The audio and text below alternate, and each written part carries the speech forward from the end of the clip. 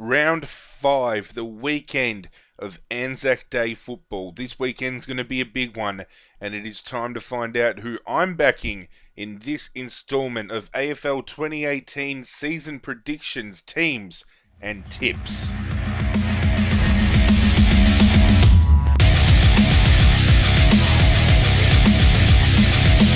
His name is Godzilla.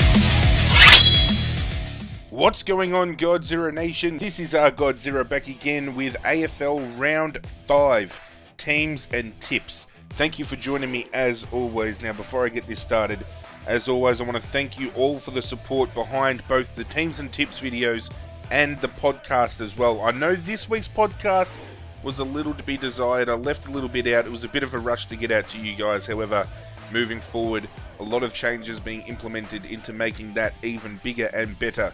So thank you for getting behind it. Thank you for leaving comments and sending me messages on both Twitter and Facebook with ideas on how to better it as well.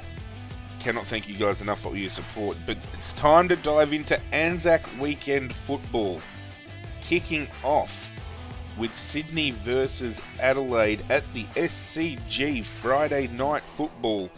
In for the Sydney Swans is Gary Rowan and Harry Marsh. Out of the team, Nick Newman has been omitted and Aaliyah has been omitted as well. Looking at the Adelaide lineup, the axe has come down on one player again, unfortunate to be dropped, but 3 injuries sees a bit of a shake-up. We've got Riley Knight, Andy Otten, Jordan Gallucci and Miles Poholk for his debut in AFL. Eddie Betts out injured, Rory Sloane out injured, David McKay out injured, and Darcy Fogarty, first year recruit, omitted again from the side. The second time so far he's been omitted. A bit unfortunate because the kid's got a lot of talent.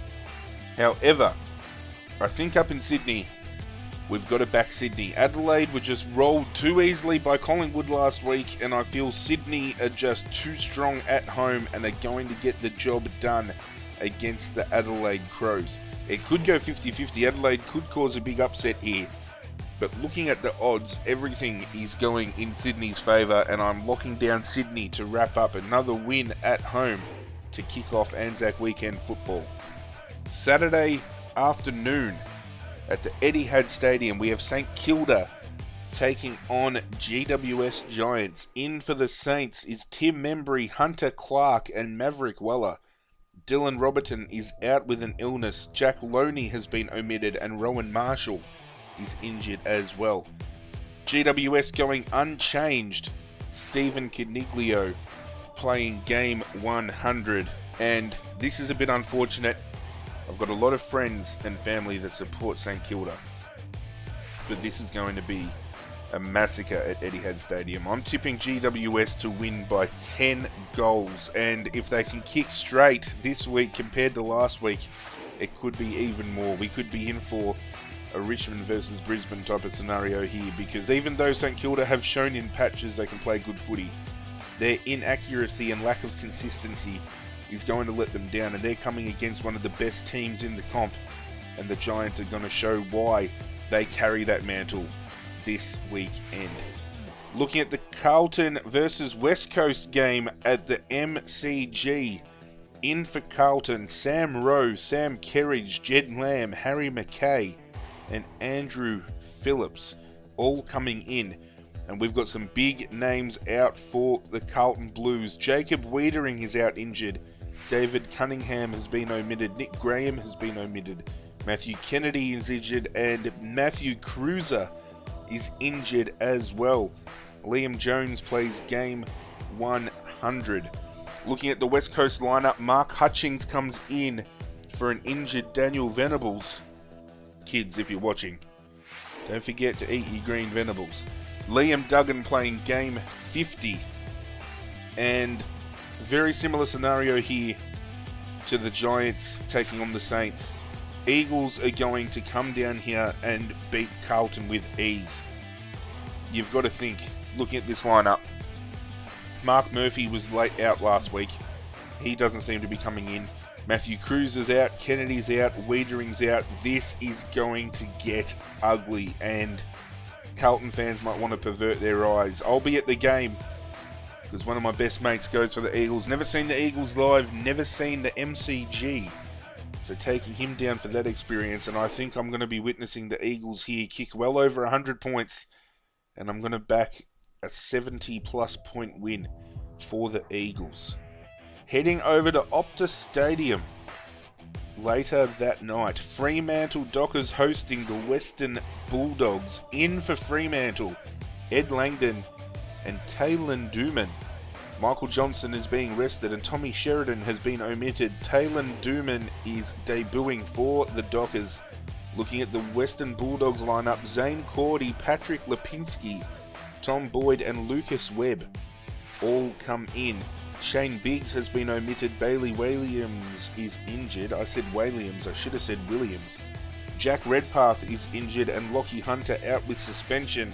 Tom Boyd playing game 50. Fremantle's going to be too strong in Fremantle. I feel they're going to get the job done.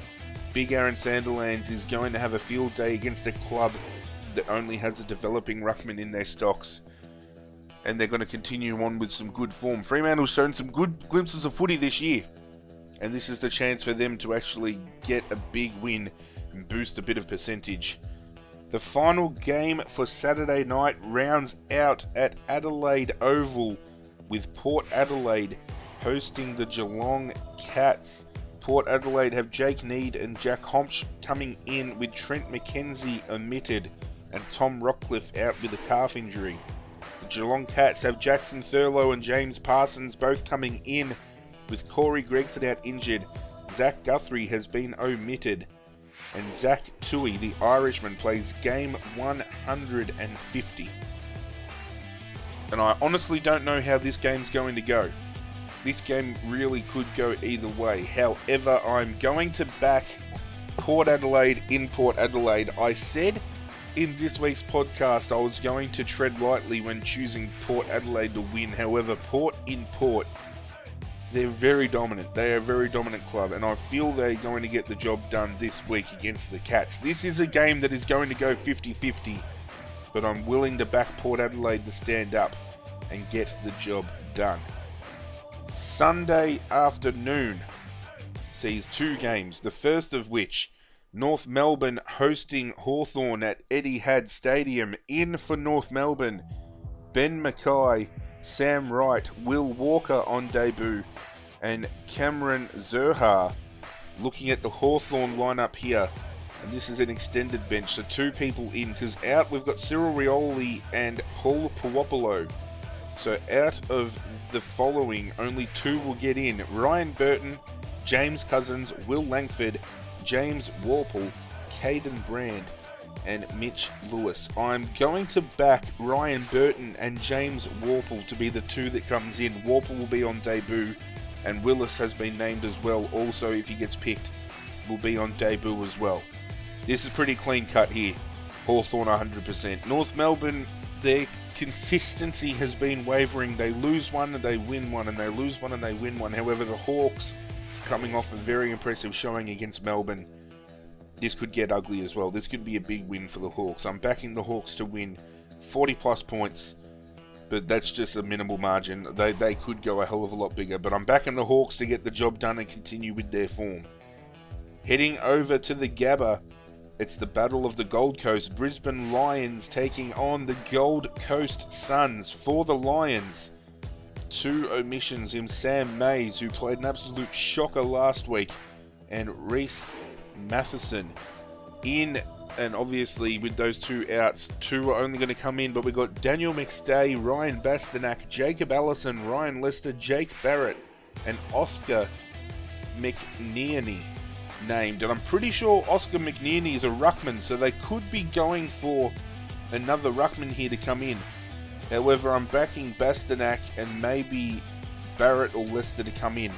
And for the Suns, we've got four ins but no outs, so we don't know who's going to get dropped here. But we've got Jesse Lonergan, Max Spencer, Michael Barlow, and Matt Rosa all in.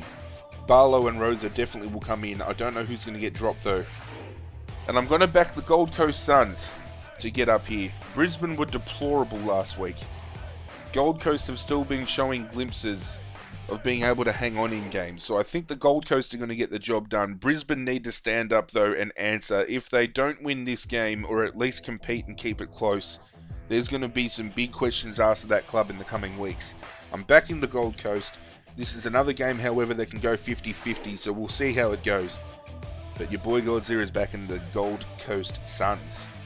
We have a break on Monday and we're skipping to Anzac Day Eve, Tuesday night. Melbourne versus Richmond at the MCG. Teams have not been announced yet, so I can't tell you the ins and outs. However, you know I'm going to be backing the Richmond Tigers. I just feel Melbourne's been there and about for a few games here and there, but I think Richmond's carrying some good form. We've got majority of our team back in from the premiership win. Prestia added a lot in the guts last week. Caddy coming back in up forward, and his pressure added as well.